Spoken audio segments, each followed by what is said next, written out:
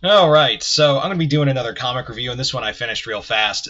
We're going to go for the next few books. We're going to be doing Marvel reviews, and just to shorten those, even though I have been having more fun with the DC books than the Marvel books, though there are some I have been really enjoying, like Incredible Hulk, Immortal Thor, things like that. And this is another book sent to me by my friend Chris. Thank you once again, brother. And we're going to be talking about the Spectacular Spider-Man, Volume Two. Elementary, and there's a reason why it's called Elementary.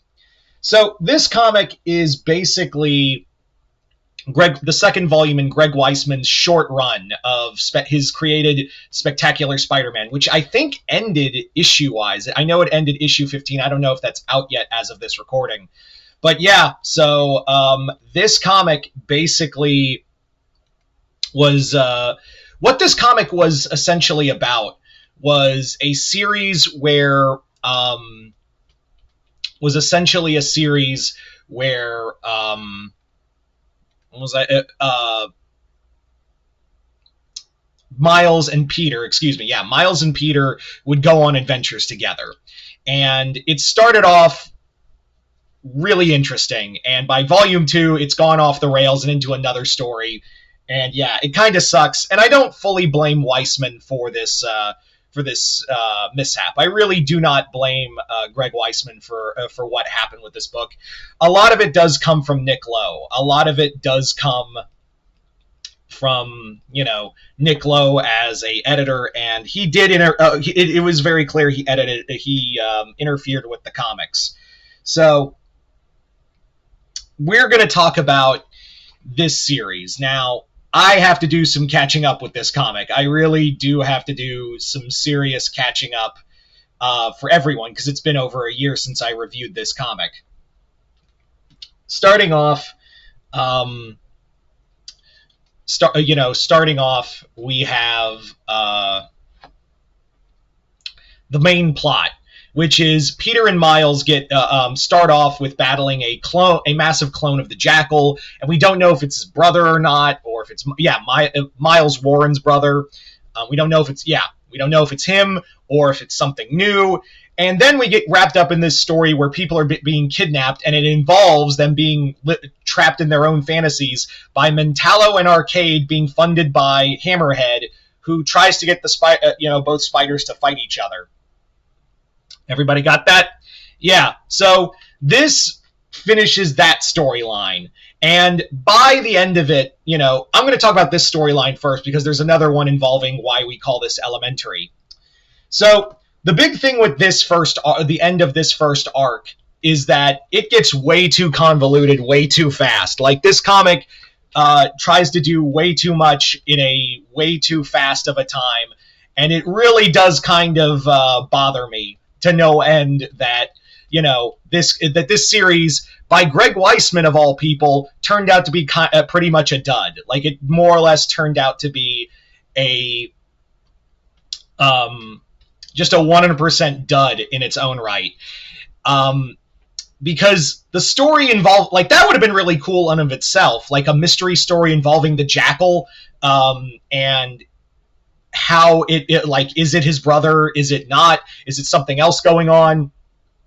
That would have been cool in of itself, like Miles and Peter investigating these kidnappings and how they tie into the Jackal. No, that gets thrown to the wayside for Shashan and other backup characters. That's the other thing that kind of bogs down this comic, is that there's a bit one too many characters in this series, and I really do feel like it's a kind of a major detriment to that. It's a major detriment to this series. I really don't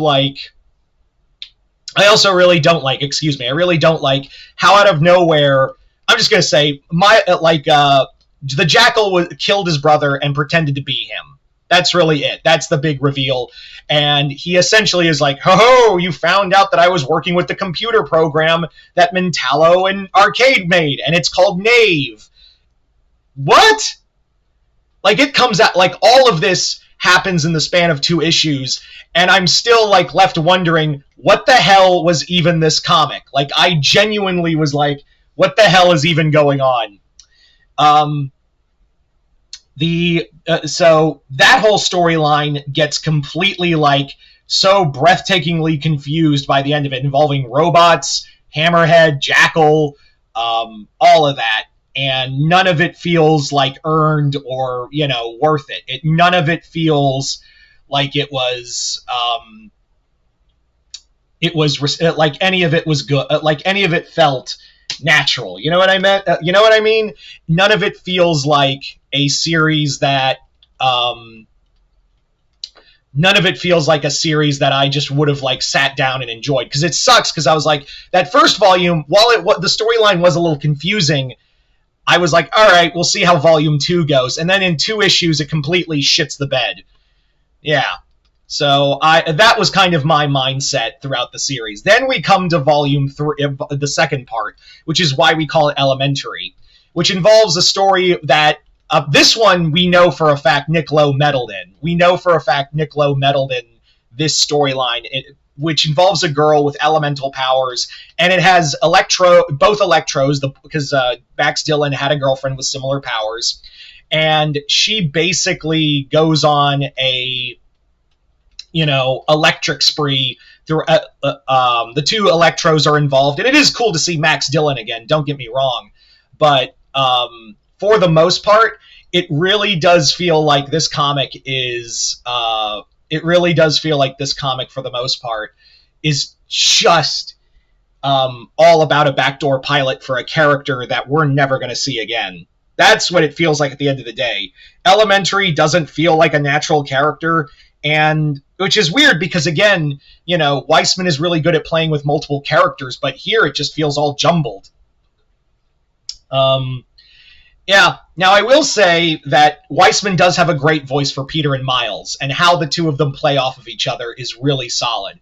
I really do like that about the characters, is that how well Weisman gets Miles and Peter. I mean, obviously he wrote Spectacular Spider-Man, and he's really good at giving Miles his own voice as well. And also, Humberto Ramos, while I do have sometimes I have problems with him, he is really good at telling depicting an action sequence. Like, he's really damn good at depicting an action sequence no matter what. So I do appreciate that.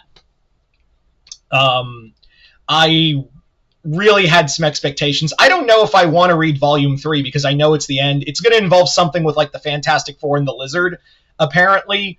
But I'm like, I don't care. Like, it's so weird that this book didn't feel like I had to remind myself Greg Weisman wrote this book. Like, I had to do that multiple times of reminding myself, hey, Greg Weisman wrote this comic. You know that, right?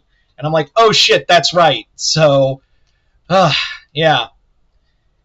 There was so much potential, but I feel like there's a lot. This one definitely feels like there's meddling going on. Like, it genuinely feels like there is some legit meddling afoot in this series. So, I don't know. Like, part of me wants to finish for, like, completionist's sake, but, like, at the same time, I'm like, I didn't have fun with this book, and, yeah. Anyway, so there you go, guys. That's pretty much my review of Spectacular Spider-Man Volume 2. You guys tell me in the comments below what you guys thought of it. Chris, thank you once again for the comic. Other than that, hope you all enjoyed this. I'm Mr. Multiverse. I'll see you next time, Multiverse.